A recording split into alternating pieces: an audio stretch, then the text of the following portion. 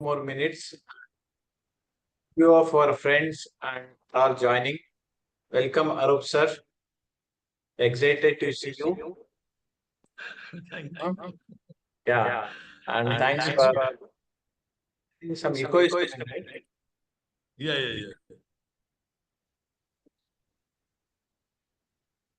Hello. Yeah. Yeah, now it's okay. Yeah, perfect. So I request somebody name user. Can you change the username to your name, please? Good evening, Gopal ji. Good evening, Rahul ji. Shashank Jain is a co-host now. Very good evening. Stephen, you should make Mr. Arup Dasgupta as a co-host, please. Sir, I made already. Arup Dasgupta. You made Shashank Jain, not Arup Dasgupta. Okay, sir, I'll check. Yeah. Good evening, Nitin ji. Gopal ji, good evening. User kaun hai? Oh, Santosh sir, namaskara. Namaste, sir. Good evening. Namaste, sir. Good evening. How are you, sir? I'm fine, sir. Okay. Good Please to see you change your again. names. Yes, sir. Yes, sir. Please change your names. G717. We have iPhone. I know that somebody is using the iPhone. You should mention, sir, iPhone Pro 16, Pro 17 next to iPhone also. Please change the iPhone name.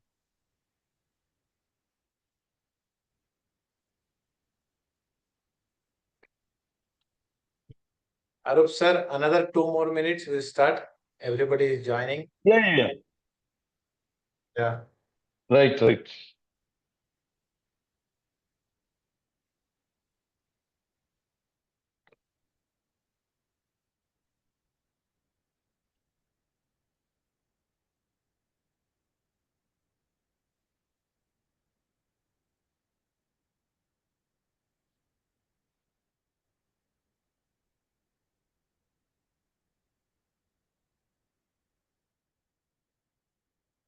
Arup, good evening. Good evening, sir.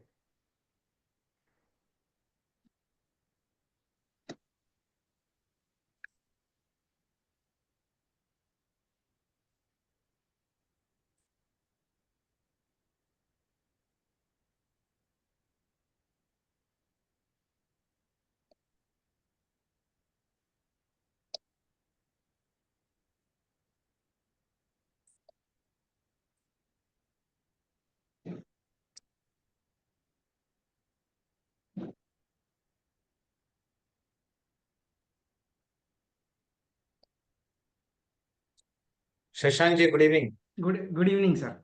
Good evening.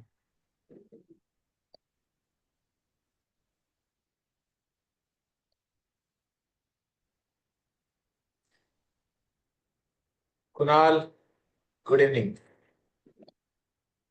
Rashmi madam, Yes, sir. Good evening.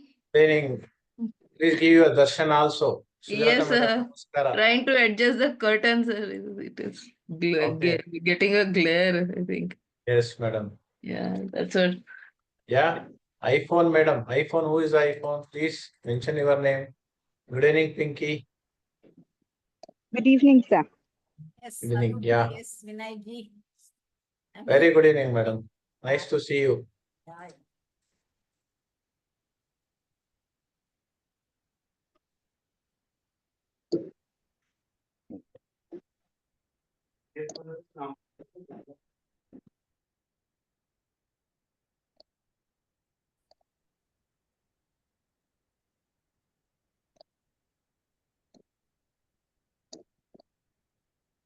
Rahul Gupta, sir, good evening. You have to show your face.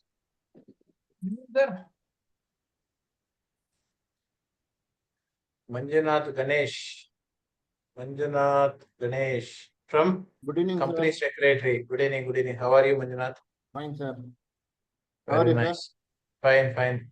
Yogesh ji, very good evening. We are waiting for you Good only. evening, sir. Good evening, sir. Sir. We are waiting for you only to start the session, sir. Let us Okay. start the session now. Yogesh sir has come. Sanket Okay, ji, sir. good evening. Good evening.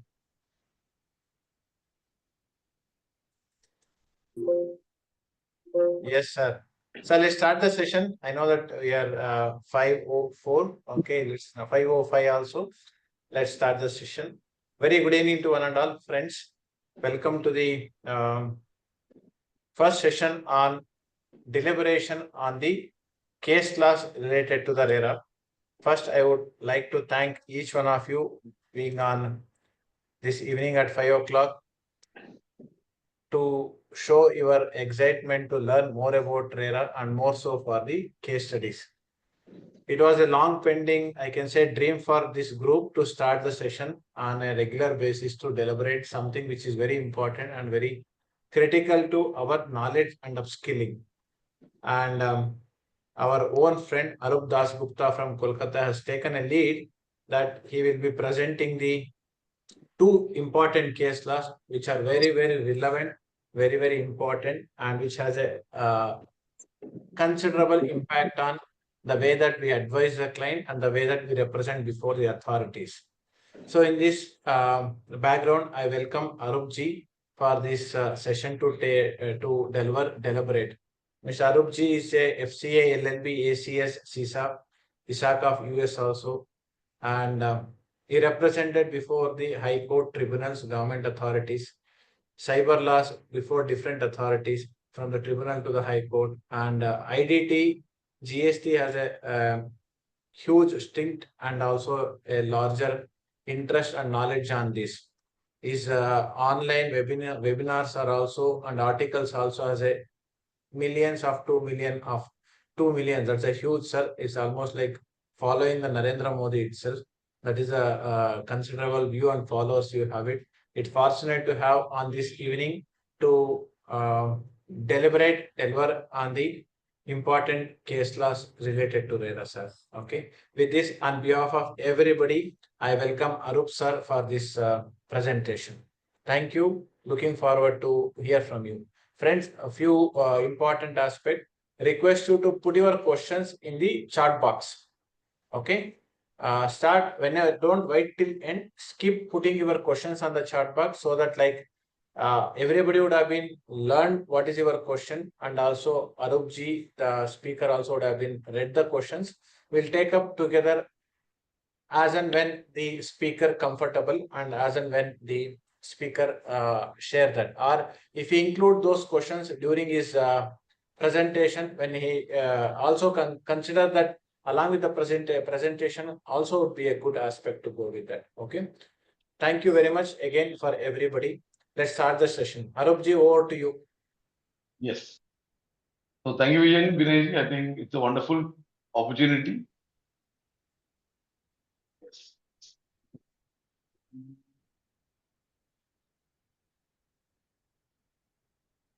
I hope my PPT is visible.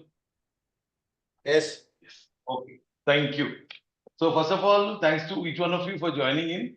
And it's really a fantastic feeling to do the opening batting, the inaugural session of the fantastic fortnightly Fridays. And I think it is going to be fantastic for all of us. Because every fortnight, at least we'll be meeting. Baat kuch bhi ho, wo to alag hi baat hai. But basic thing is that we all are going to meet every fortnight. So that is wonderful. And Friday being very close to all our hearts, where we all keep waiting for Fridays. So I think that's even more interesting.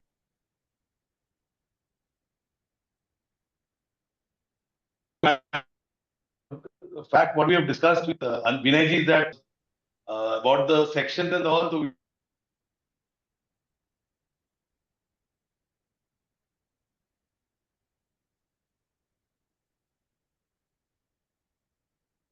Arup ji, we lost you. come. So today we are discussing about one of the recent judgments of the Honorable. I think there is some network issue at my end today. So in case my voice fails, please do let me know so that I can just repeat that particular part. Okay, so the appellant Saranga Kumar Agrawal, he was the proprietor of. Here the respondents are all home buyers who had actually bought these residential units, and the home buyers filed complaint before dispute redressal. And what are the main complaint? What are the main grievance of the home buyers was that there was delay in possession, there was deficiency in service, and also breach of contractual obligations. So all these allegations were there, which were brought in by the buyers, that these are the complaints that they are facing. So the commission, the National Commission, finally allowed the complaints, and they gave a direction to the appellant to complete the construction of the residential unit, and then obtain the necessary occupancy certificates, and finally to hand over the possession to the buyers. And also along with, in order to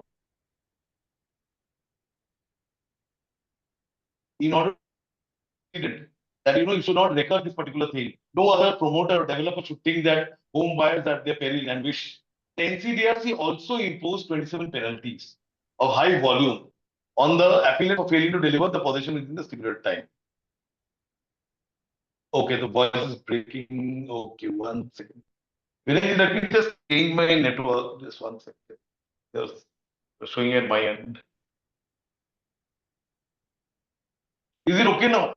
I have actually, like, if there is some further problem, we can always share on the chat. So I'll just connect. So just to reiterate, since there is a voice issue, so the home buyers, they complained against this particular real estate developer, and the main complaints were regarding completion and all. So NCDRC gave a verdict direction to the real estate developer, saying that you do the completion of the construction, obtain the occupancy certificate, and do the handover of the possession. And they also imposed 27 penalties on the particular real estate developer. So out of these 27 penalties, why were they given? The penalties were given as a deterrent because they did not fulfill what they had to do for not giving the homeowners possession of the residential units by the pre-arranged deadline, whatever was there. So before the NCDRC, the appellant, who is the owner of Eastern Development, requested a halt to these penalty proceedings. So when they went to NCDRC, they said that, my lords, we are already in a particular IBC proceedings. So the NCDRC cannot move ahead against this because the IBC gives us a moratorium, and in that moratorium we have the protection that none of the proceedings can move forward. So an application was filed against him under Section 95 of the IBC, which resulted in an interim moratorium under Section 96 of the IBC, which was served as the basis of the appellant's argument. So main argument was that I am an individual, and against me, a complaint was filed, application was filed under Section 95 under the IBC. So once the application sets in 95, the interim moratorium will set in 96. So that was the main argument given by the petitioner before the NCDRC. Okay. And the NCDRC also went ahead with this particular thing, and they said that nothing doing. So for this they came to the Honorable Supreme Court, and before the Honorable Supreme Court, they raised the ground that whether the NCDRC, the National Commission of Dispute Resolution, whether they dispute redressal, whether they can do the recovery of the penalties which are imposed on him even after the moratorium is set in under Section 19. So the main legal question was whether an interim moratorium under Section 96 of the IBC halts execution procedures under Section 27 of the Consumer Protection Act. That was the basic condition. So now we'll quickly go through some of the provisions. Section 95 of the IBC allows the creditor to file an application for initiating the IRP, insolvency resolution process, against an individual debtor or a personal guarantor to a corporate debtor. Okay. So whenever an individual needs to be penalized, or there needs to a company needs to file against an individual, okay, or a personal guarantor who had given guarantee for the loan taken by a corporate debtor, in all those situations, section 95 is the governing section for making the necessary application under IBC. Okay. So once the section 95 application is made, now the next thing is that who can file this section 95 application? First, a creditor, whether he's a financial creditor, that means a bank or anybody who's given the loan to the particular person, to whom the particular person has a financial obligation. Okay, the corporate debtor has a financial obligation. An operational debtor who has sold goods or services to this particular person, to the corporate debtor, or to this particular, or to the person to whom this person has given a guarantee. So say Mr. X, he has given a guarantee to a bank, say SBI, for a loan taken by the say ABC Private Limited. So here ABC Private Limited is in default. So that's a separate proceeding going on. And here the bank has also filed an insolvency proceeding against the particular person who was the guarantor at the particular time for guaranteeing the loan. So in this case, the particular application can be filed either by the creditor or it can be filed by multiple creditors together. The application can also be filed through a resolution profession if the creditors deem it fit that they can file it through the resolution provision also. Now, against whom will the application be filed under Section 95? First, individuals, including personal guarantors to corporate debtors. That is the first thing. And this will exclude all partnership firms or corporate persons who are covered under part. Whom do we need to file the application with? Application is filed with the adjudicating authority. Here it will be the DRT. Okay. What should the application contain? The particulars of the debt, evidence of default, or the details of the individual debtor, information about other proceedings. So, what is the debt that is there? You need to give evidence. So, when you're filing as a creditor, okay, you need to give evidence that the amount was actually due to you. There was an agreement existing. You cannot say that there was an agreement for some other thing. उन्होंने बोला था मुझे कुछ काम करने के लिए, मतलब एक कॉन्ट्रैक्ट दिया था, एंड मैंने काम किया था, बट उस काम के बाद he had given some extra work to me, and for that extra work, I don't have any contract with, I don't have any agreement with this. So there, since there is no evidence, it was totally verbally that I was told that you do this extra work of this extra painting, extra aluminum window, whatever, and I'll give you the money. So here, since the evidence is not there, filing a complaint by the creditor becomes a challenge at that particular place. So here, we need to keep in mind when you are fighting on behalf of the creditors, we need to understand that we need to have that debt in place, record of debt in place, the evidence of default, that there was a particular liability that was there towards me, and that this particular corporate debtor, he is not able to fulfill that liability. Either the corporate debtor or the personal guarantor, they are not able to fulfill the liability. So all those things need to be told by him. Okay. The creditor must propose a resolution professional also. If the application is admitted, the resolution professional will oversee the process. So who is the resolution professional? He will look into the entire resolution process, what is happening, and what is, from the name itself, we know he is the person who is trying to provide a resolution to the current problem which is being faced by the corporate debtor. So next, so what is the issue in hand? Why did the appellant, why did they move it? Why did, Saranga and Nilkumar Agarwal, why didn't they have to move the Honorable Supreme Court at all against the NCDRC? So the thing is that if the question was, if the NCDRC penalty orders under Section 27 of the Consumer Protection Act against a personal guarantor of a real estate business going through insolvency proceedings under insolvency proceedings, can it be carried out during the interim moratorium under Section 96 of the IBC? So I have the coverage. I have the Suraksha coverage of the Section 96 under the IBC. I am a personal guarantor. So in that case, the recovery proceedings from the National Commission, from the NCDRC, whether that will be valid, the National Consumer Dispute Redressal Commission. So whether the recovery proceedings of NCDRC will be valid in that particular situation. So that is a moot question for which the appellant went to the particular to Honorable Supreme Court. So now here we need to understand, maybe we are advising the client from both the sides, from the point of the home buyers or from the point of the developers. So we need a situation from both the sides. So that's why I will be handling the arguments put forth by both the petitioners as well as the arguments that have been put by the respondents. Okay. So now, first thing is,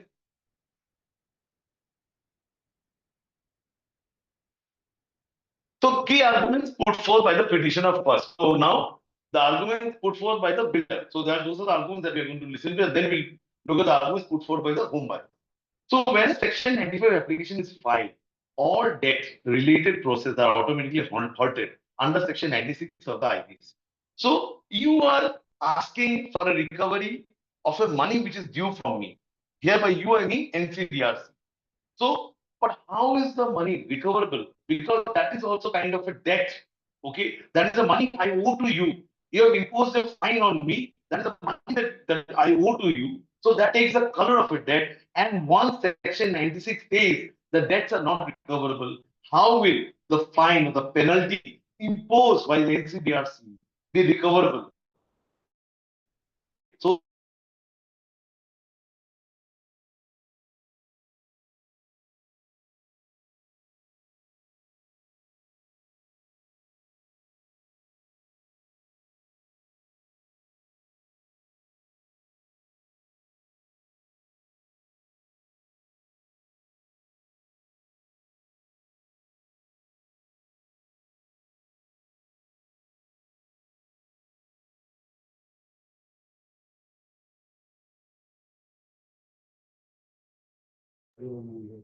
Arupji, we lost you. yeah. I'll just share. Yeah, please. Yeah.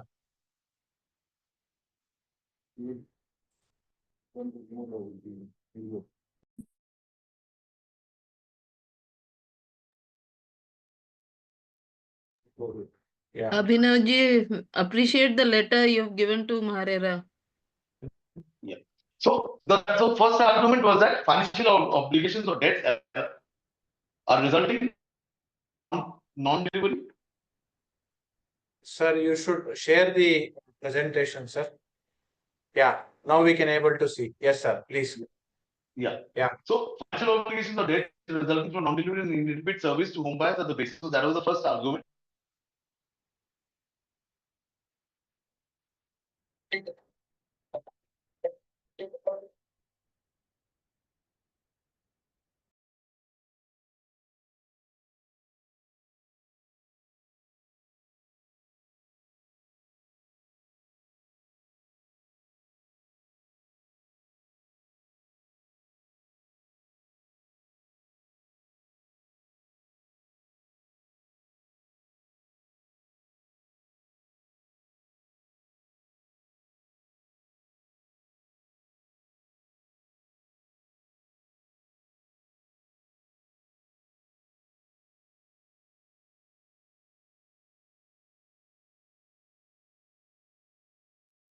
Vinay, just give me a. I'll just change. There's some problem with the Airtel today. Yes, sir. Please, please, Arupji.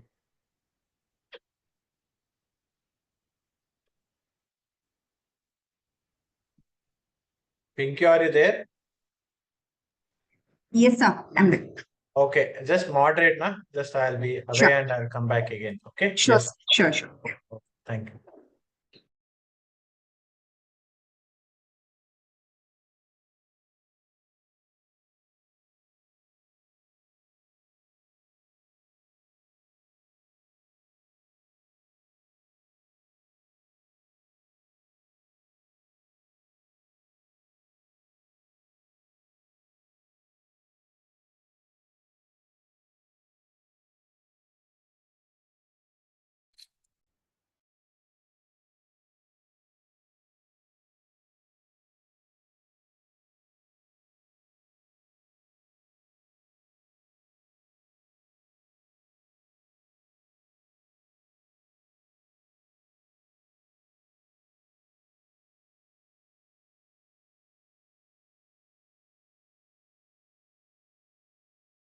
Yes, I hope I'm audible now.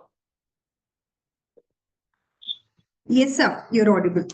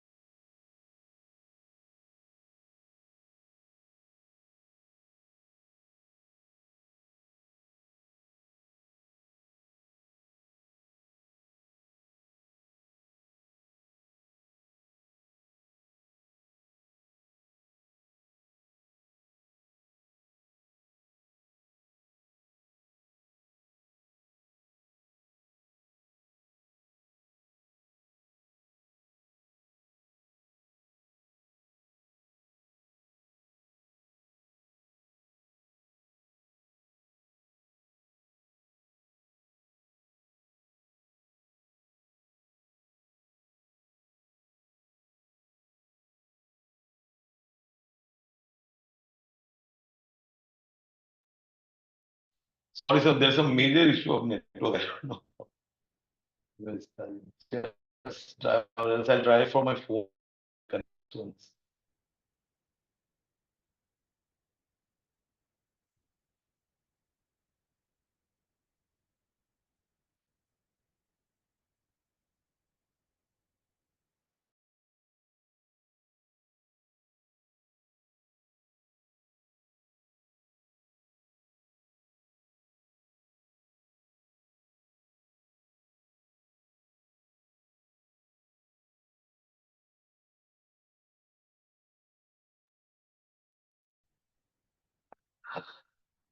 Arupji, do you need any support from this side?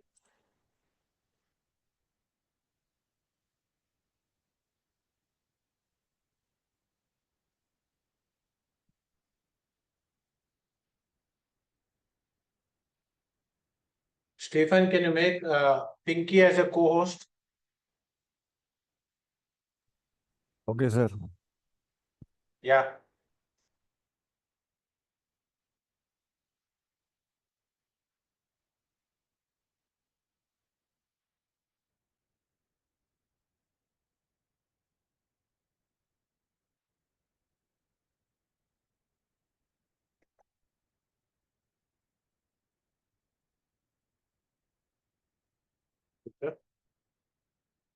Good evening, good evening.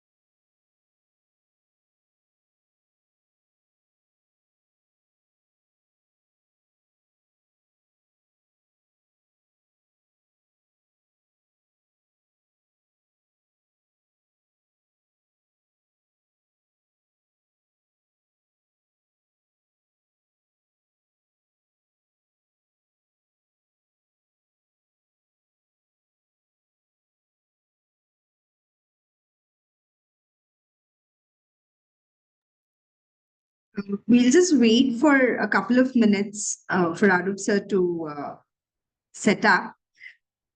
So just please give us some time.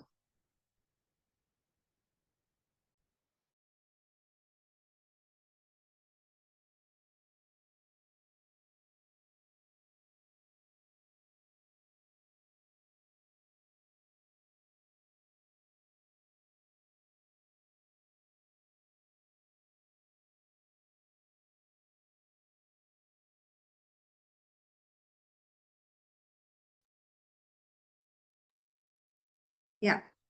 Sir's just joining. Uh, Please allow me to share the screen. Vinay ji. Yeah, yes. Vinay sir is not there. Stephen, can you please? You can, yeah, you can. Yeah. Yes, Stephen, ma'am. can you please give sir the access? Yeah, sure, ma'am. Yes, thank you. Some major issue of network.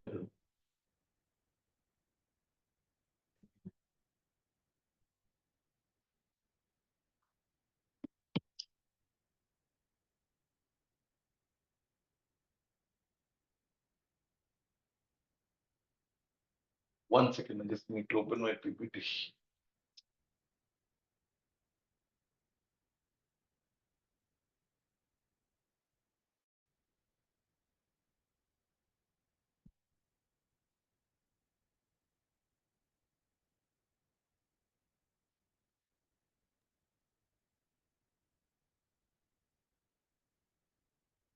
So your screen is visible to us now. You can continue. Yes.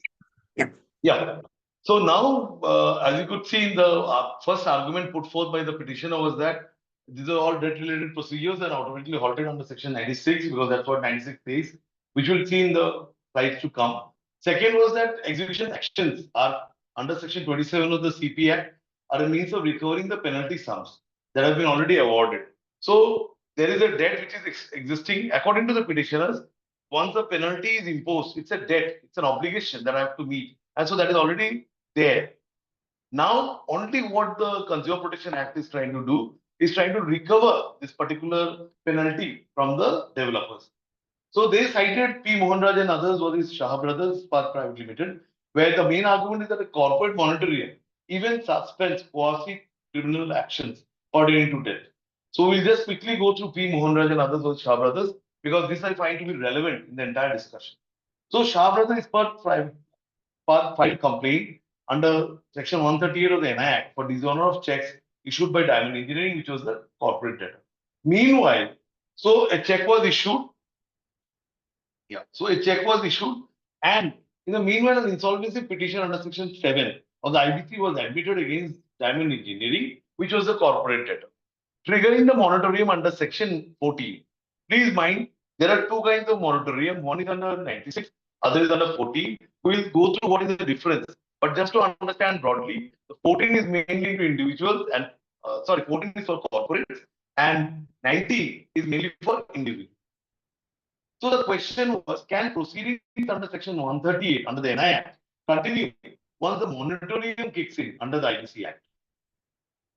So So what the arguments were, nature of Section 138 proceedings are not purely criminal. They are civil in nature, but given the kind of control and also we bring the fear factor that if right actions are not taken, then there would be issues. So though Section 138 of the NI Act provides for criminal punishment, it is compensatory in object. So this is a similarity that we see in the case that we are handling right now in Saranga Anil Kumar Agarwal. So in 138, it is the kind of whatever punishment is given, it is just kind of compensatory nature so that the payment of the debt is made through a coercion. That if you don't make the payment of the check that you have issued, there will be criminal actions against you. So that was the kind of action, that was the kind of fear that was to be created, so that people do not take the criminal, the financial dealings in a very light-hearted manner. The court held that such proceedings are essentially civil in nature, but cloaked in criminal form. So essentially, the proceedings are all civil because they are not killing somebody, you're not murdering somebody, you're not doing a robbery. Okay, what have you done? You have not paid, you have not honored the check that was issued. So therefore, as per the court, proceedings under Section 138 are proceedings in respect of a debt and fall within 14(1)(a) of the IBC. Broad interpretation of proceedings in respect of debt was also discussed. So the court adopted a purposive and expensive reading of Section 14(1)(a), which said it is not limited to civil suits or execution, and it includes any legal proceedings related to enforcement of a debt. So please try to appreciate where the the person who was arguing, the arguing counsel for the developers, from what analogy he was drawing, in respect from P. Mohanraj and others. He was saying in the matter of P. Mohanraj and others, the Honorable Court has said that any legal proceeding related to enforcement of a debt, including NI Act, including NI Act, will be considered as a proceeding in respect of a debt. Okay, so the rationale was to maintain the monetary integrity and ensure the calm period for the resolution process. So what was the purpose? There the purpose was that once the moratorium is set in, as per Section 14, and then there is a check which is dishonored, and suddenly the action is allowed to be taken against that particular check. Okay, the recovery actions are allowed to be taken. Then the other creditors, they will not be on the same footing. They will not be on the same footing, and so they may be disadvantaged. Therefore, the Honorable Court said that to maintain the monitoring integrity. What is the purpose of giving the monitoring? The purpose of giving the monitoring is that the resolution professional will have a breathing space to bring back the company to its normal. So if that is not allowed, if he's not allowed to give the kind of calm period that needs to be given for thinking, as you know, we all meditate. And when you're doing a meditation, suddenly a lot of music, a lot of songs and everything is happening. Can you actually meditate? You can't. Until unless you're a superb yogi, right? So coming here, when the company is going through a resolution process, the resolution professional is expected to be given a fair ground to bring back the company to normalcy. So then the Honorable Court also said that monitoring applies only to corporate debtors, not to the directors or guarantors. So here again a distinction was brought. कि भैया company को benefit मिलेगा जो monitoring के लिए, but directors या guarantors जो है वहां पे उनको इसका कोई बेनिफिट नहीं. So the monitoring under section 14 is entity specific. It applies only to the corporate debt. So that is a huge takeaway from this particular judgment. That P. Mohan Raj and others were sharp. That directors, officers, personal guarantors are not protected under section 14 unless specifically included. So this allows creditors to continue parallel proceedings against other responsible persons, even when the company is under CIR. So if you are defending a home buyer, this is a key thought that we need to take away. That even if the company against who was a developer, they are fighting in the CIR, that does not prevent me from going ahead. If there is a particular matter in the before the other forums, where before the adjudicating authority, I can always go ahead and conduct a parallel proceeding against them before the NCDRC also, before the Consumer Disputes Redressal Commission. I can go to them. I can seek my grievance that will not be stopped just because the company is under CI. Okay. So the court invoked section 32A of the IBC, which gives immunity to corporate debtor post resolution. So that's why no action against the corporate debtor.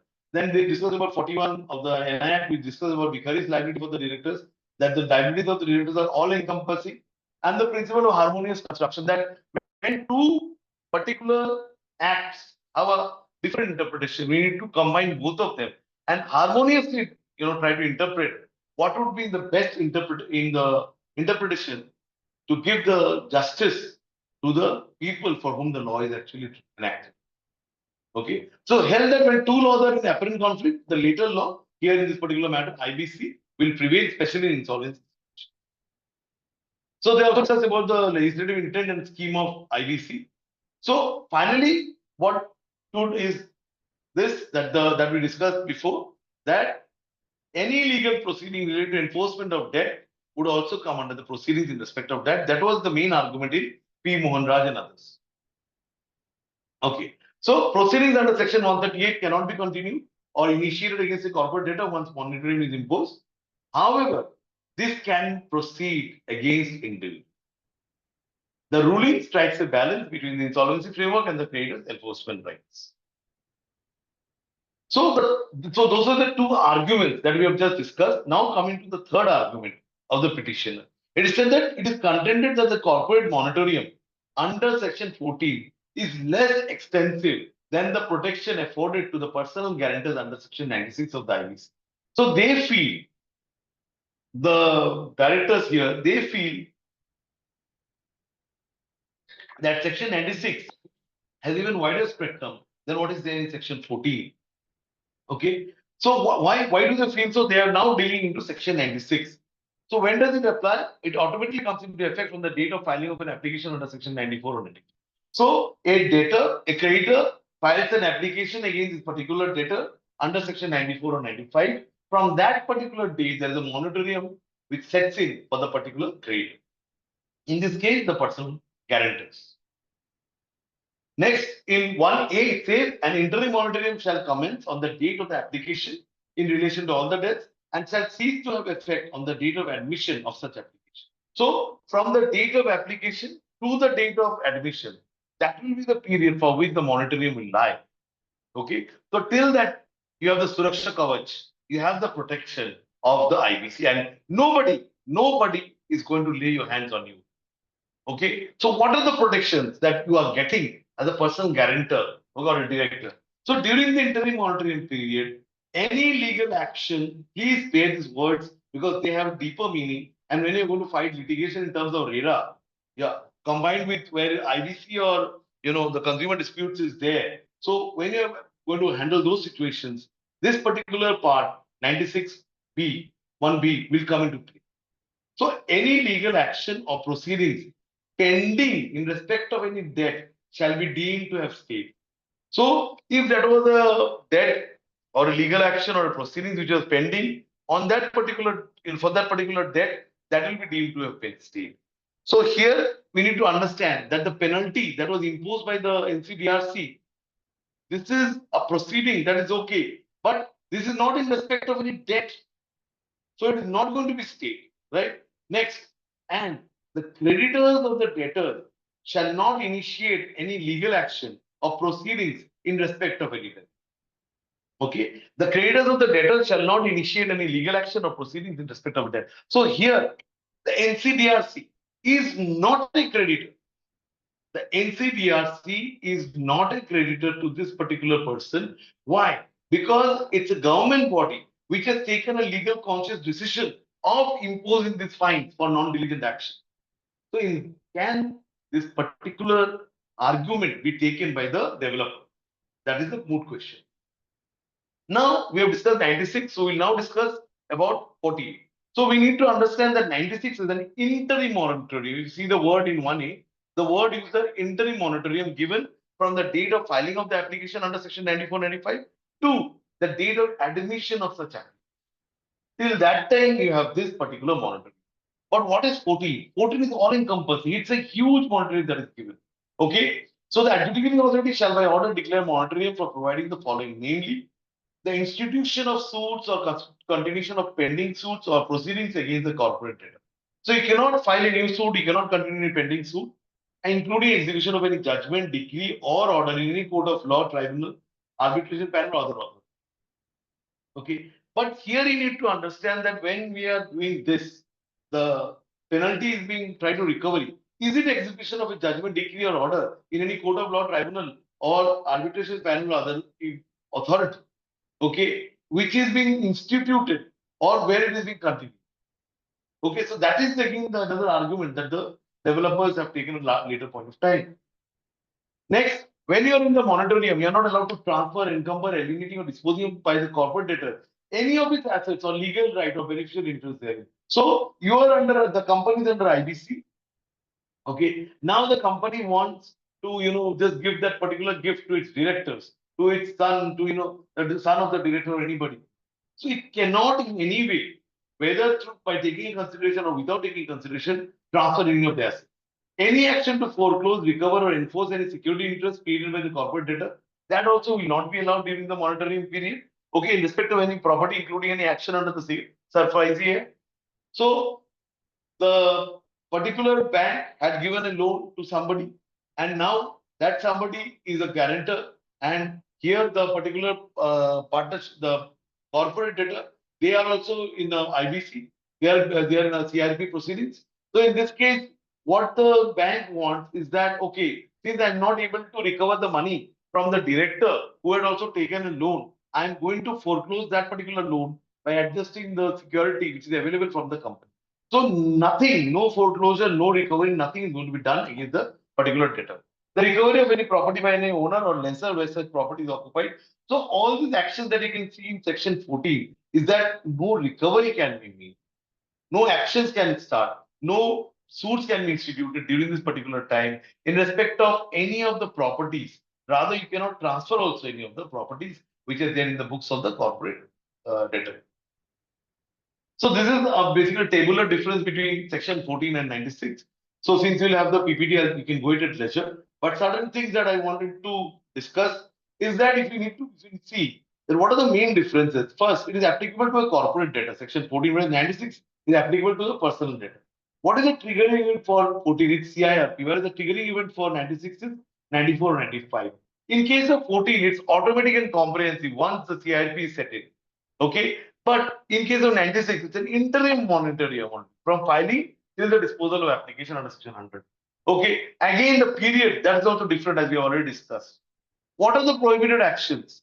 So prohibited actions are quite similar, but here the prohibition is only against the person, only against the person. So it applies to the corporate debtor. The debtor personally does not protect co-obligators and all. So these are primarily the differences that we need to distinguish between 14 and 96. And why are we discussing this? Because in this particular judgment, the developers have said that the monitoring or the protection given by Section 14 is even larger than what is the monitoring given under Section 96, which we find is not true, as it is visible here.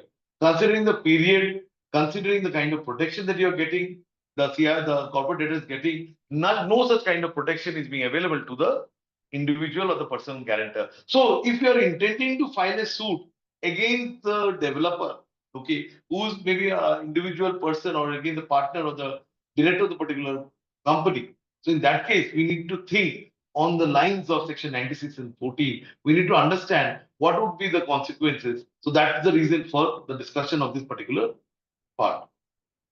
The last argument given by the petitioner that the Consumer Protection Act penalties are equally recovery oriented according to the ruling Kausalya Devi Masan and was this Arup code, which suggests that Section 138 of the NI Act is comparable to a civil wrong with criminal applications. So they said that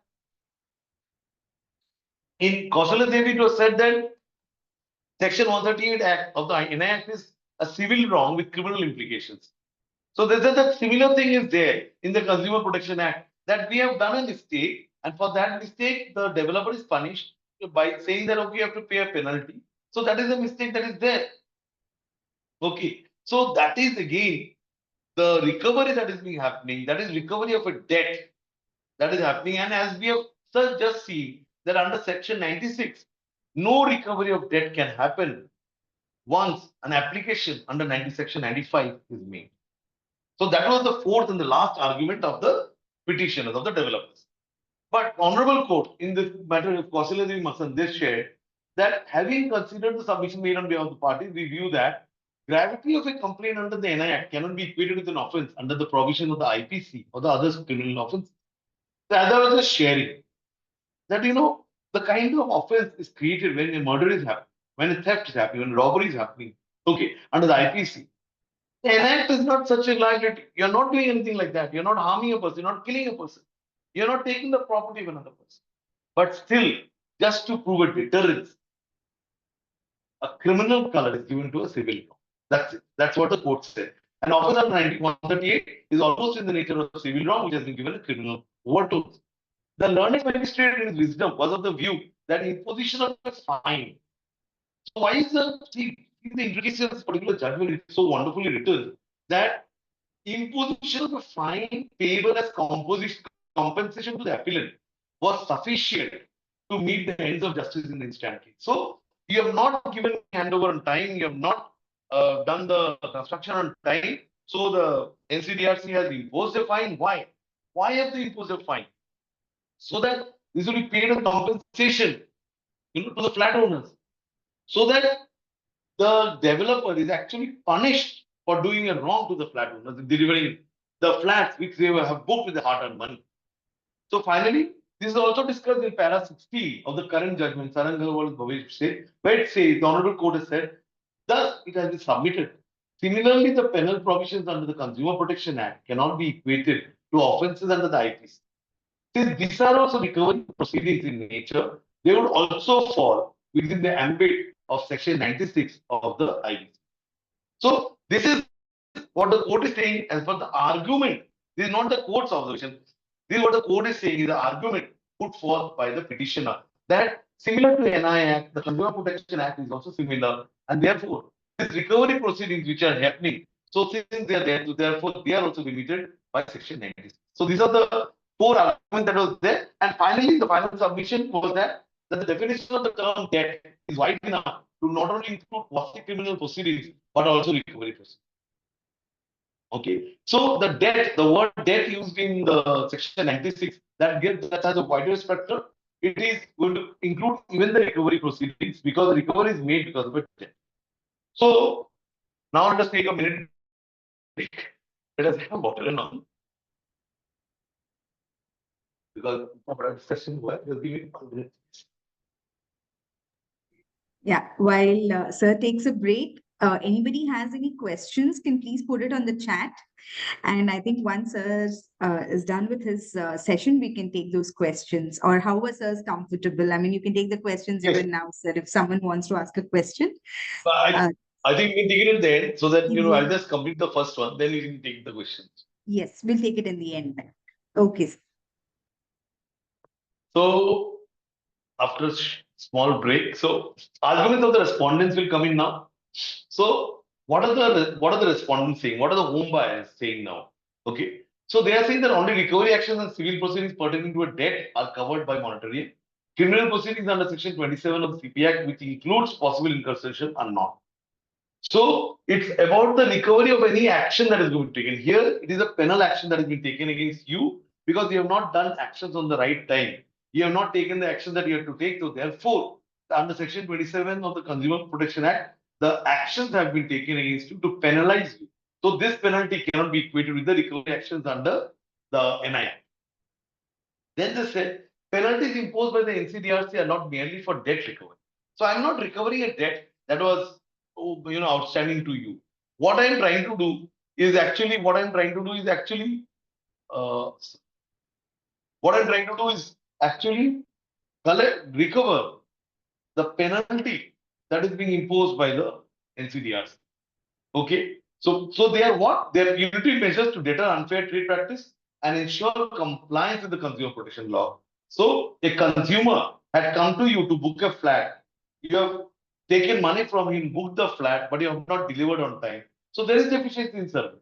So just to stop that, to make a precedent, just to make a deterrent, this penalty was imposed on you. Third argument that was put forward by the respondent was that consumer protection proceedings serve a vital public function in safeguarding home buyers' interests.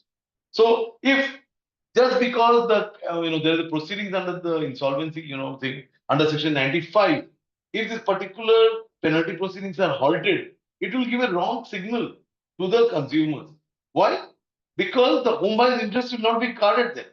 Anybody, any particular person, either a corporate debtor, they are already blocked under Section 40, or a personal guarantor against whom the action is being taken. In any of these situations, when a penalty is imposed, if there is a moratorium, they will be protected and they will not have to face any of the consequences. So that was not an argument that would be taken. Then the appellant sought to rely on the Bombay High Court decision in Sheetal Gupta's national spot. And this court subsequent, the Supreme Court overruled the particular judgment. So they dismissed the challenge in National Spot Exchange with Sheetal Gupta. However, the respondents, that is the home buyers, they said that since the court orders was mere dismissal without any reasoning, it does not constitute a binding precedent. So we need to understand here also one more important thing, that whenever somebody is giving a particular citation, so Sheetal Gupta was the National Spot Exchange, was given a citation by the developers. Okay, that this is in our favor. But here the respondent has shown to the particular court that that is the judgment that was that was just dismissed.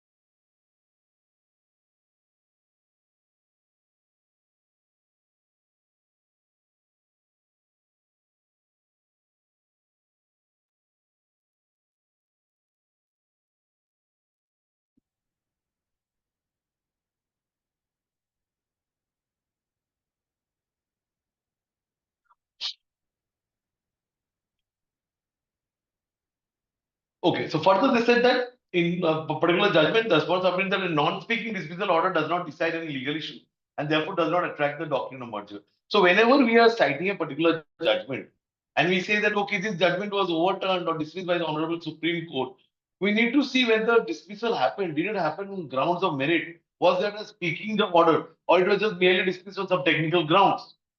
Because if the SLP is dismissed on technical grounds, it will not be considered that the grounds were considered by the Honorable Supreme Court.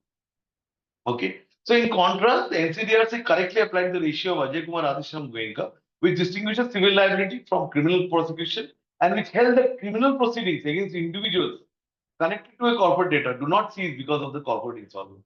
So that was the observation in Ajay Kumar Radhesham Goenka, where the Honorable Supreme Court has that once the criminal proceedings have started, they will not cease just because there is a concern in corporate insolvency. So this is the Supreme Court's non-speaking dismissal of the appeal against the Bombay High Court decision in Sheetal Gupta. So if you see the judgment, what is written in the order? Upon hearing the counsel, the court made the following order. Heard learned counsel for the petitioner, we are not inclined to interfere with the impugned judgment and order of the High Court, the special lead petitioner dismissed. So the Honorable Supreme Court has not discussed as to why this particular order of the Honorable Bombay High Court is dismissed, is not being entertained, is not being discussed. The entire SLP is dismissed. Okay, which is filed by the National Sport Exchange Limited. So that is not discussed, but it's dismissed. So in this case, we cannot take this as a binding precedent. Saying that this has been dismissed, that means the Honorable Supreme Court has not accepted the position which was given by the Honorable Bombay High Court. So the NCDRC, then they came with another argument. That is again very important and interesting for all of us who are handling in RERA matters, where IBC is going to be also involved. They said the NCDRC penalties are argued to come under the category of excluded debts under section 7915, which covers liabilities resulting from fines imposed by courts or tribunals. Okay, so this is again an important thing. So this is section 7915 of the IBC.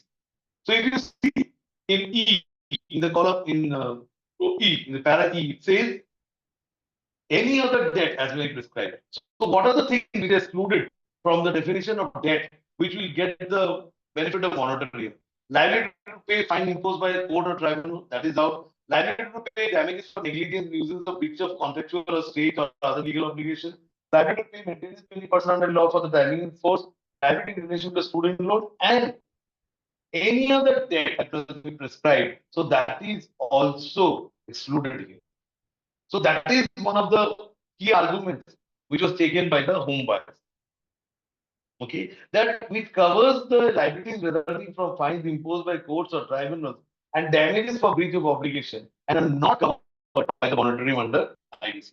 So here under column A, when they're saying liability to pay fine imposed by court or tribunal, so it is excluded, and therefore whatever penalty the NCDRC has imposed, that should actually be recoverable from the particular developers or the promoters.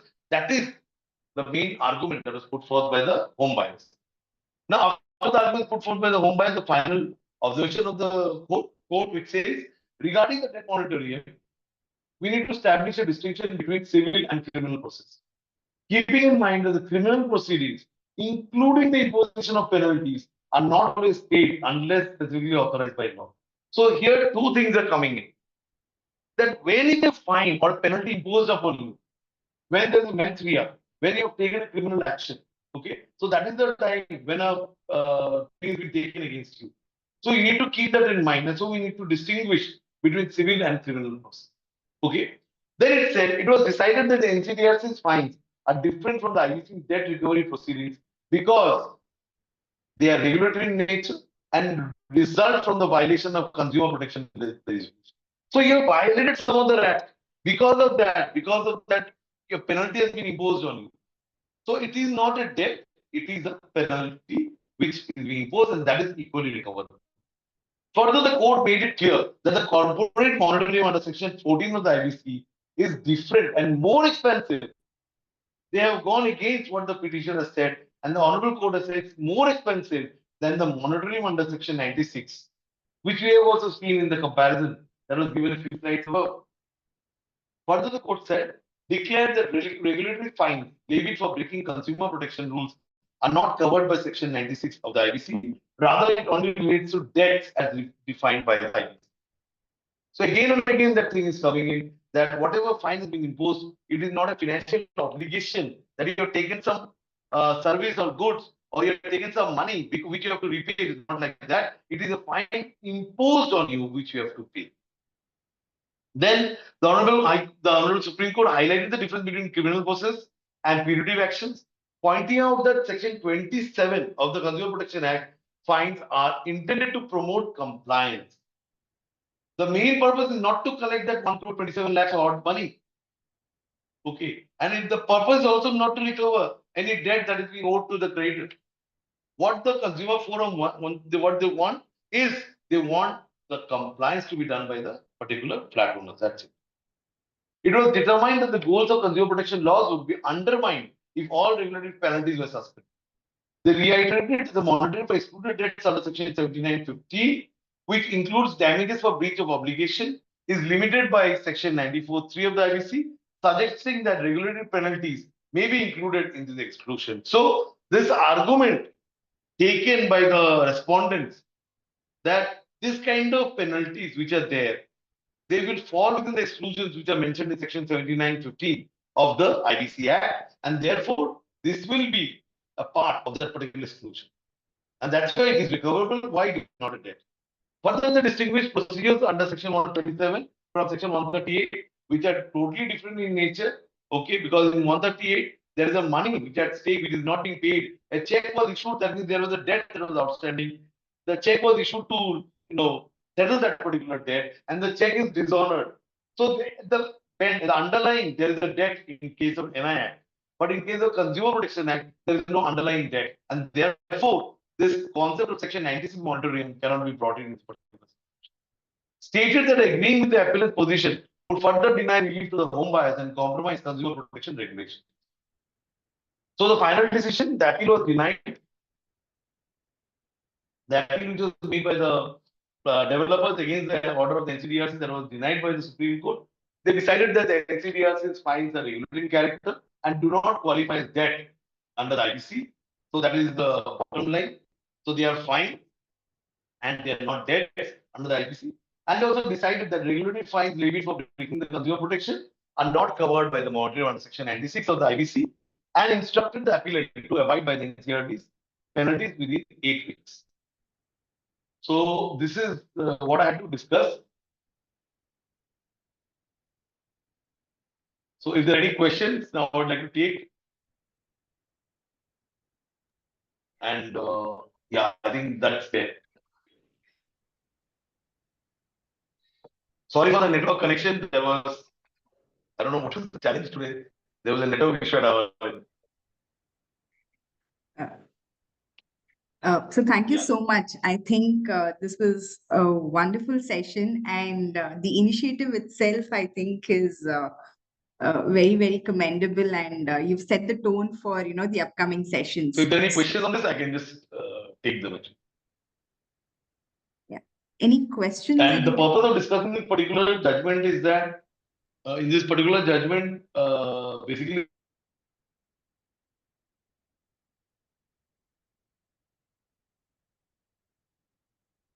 Arup sir, we're not able to hear you.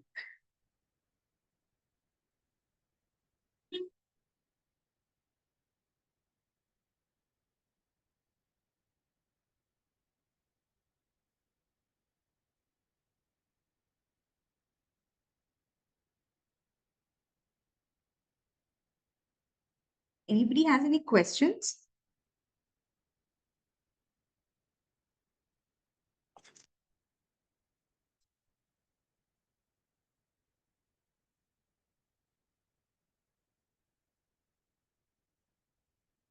Arup sir, you can continue.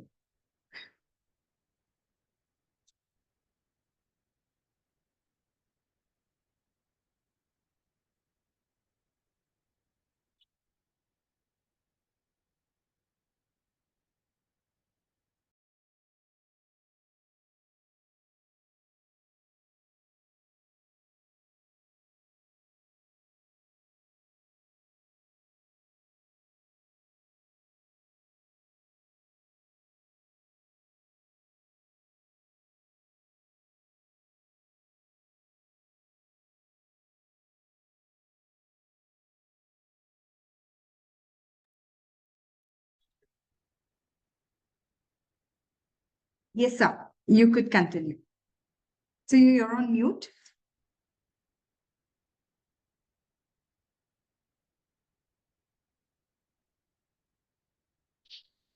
yeah.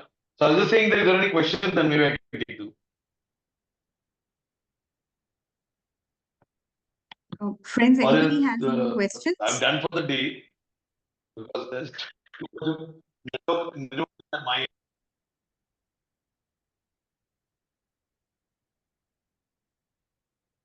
Vinay sir is back. Yeah. Yes, sir.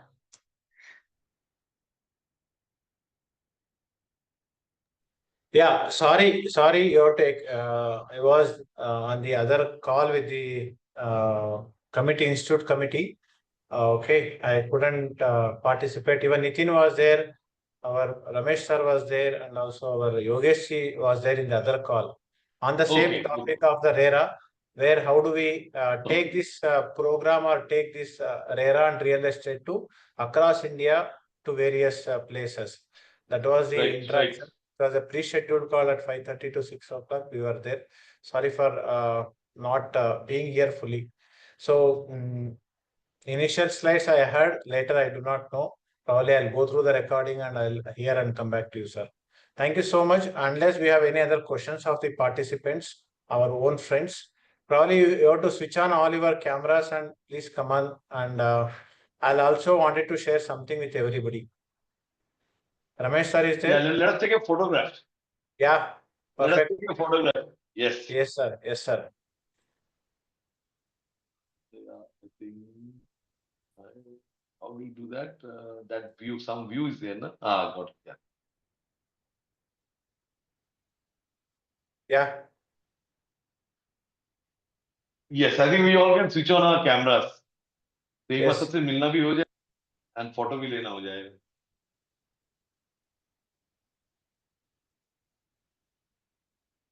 Yes. And we started. क्या Vinay ji? My main purpose was to start it. Yeah. Got it, sir. Somewhere we have started. Thank you so much. We Somewhere started, we we start. build on it. Yeah, we'll build on it. Just for your information, just had a I, Nitin sir, and Yogesh ji, Ramesh Prabhu, and Arun Kumar had a interaction with Madhukar Hiragange, Central Council member, Okay. who is leading the committee of members in practice, where what could be the opportunities in the real estate for all the professional members. This group will play a very vital role, very important role in terms of reaching out to most of the branches or the most of the institute centers wherein we bring and participate other professional members.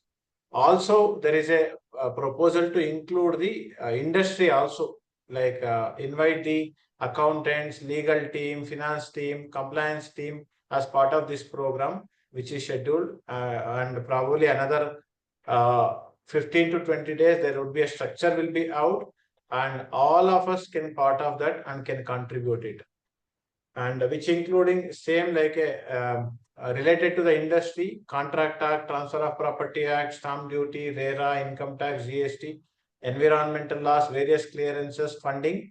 Those are all the topics subjects should be involved as part of this program. And 2 days of 3 weekends, 6 days would be the program for the end users or the participants. And we all can be part of it and contribute across India. I'm sure that all are interested and involved as part of this program.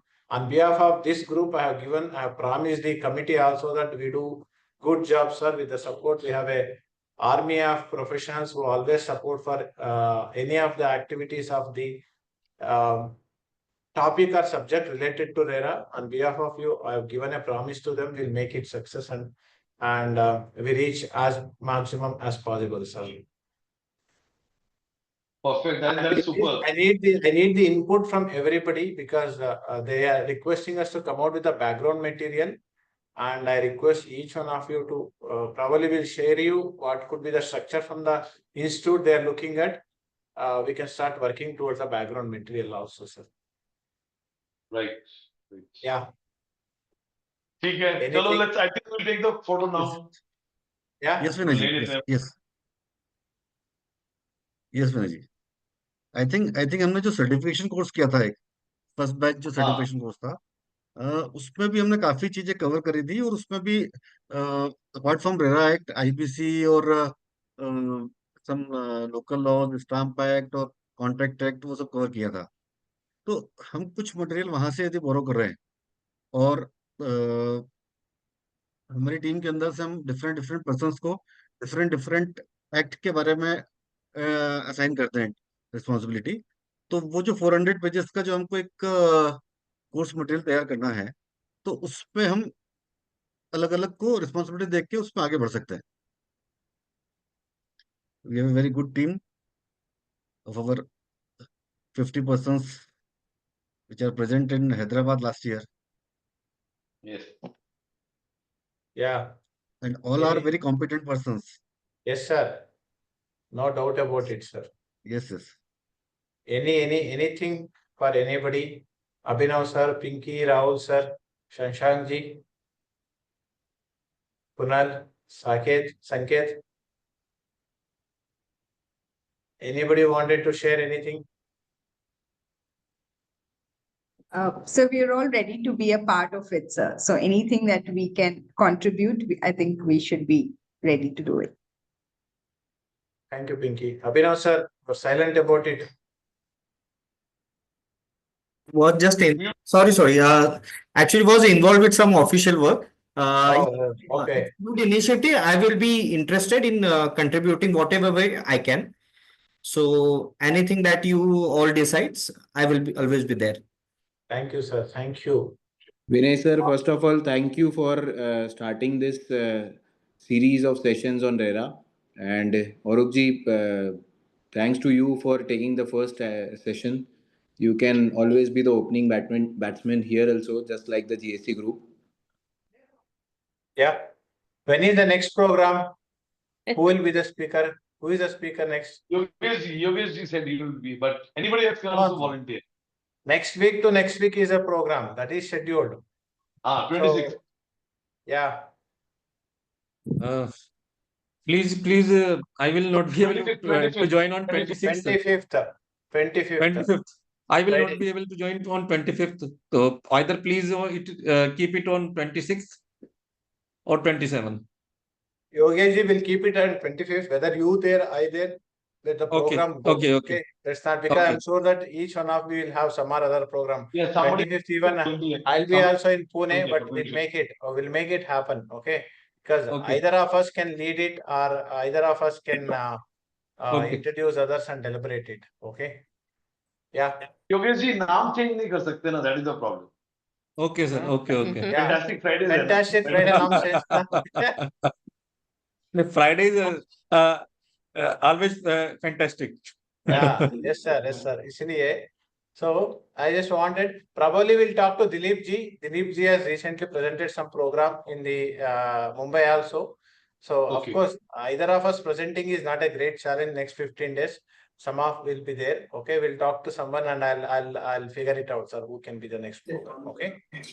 Yeah. Yes, Yes, sir. Vinay sir, Smiling Yes, sir. faces for the program, only nahi hai. Yeah. He was smiling whether- for the. Ready, 1, 2. Abhinav ji, एक बार smile देना पड़ेगा. Yes, sir. 1. Yeah, Rashmi madam. Yes, sir. Yes, sir. Yeah. Open karo. Yeah. 1, 2, 3. Yes. Thank you very much. Thank you. So, thank you. It was a good, Thank you, sir. Yeah. had a nice one. Thank you.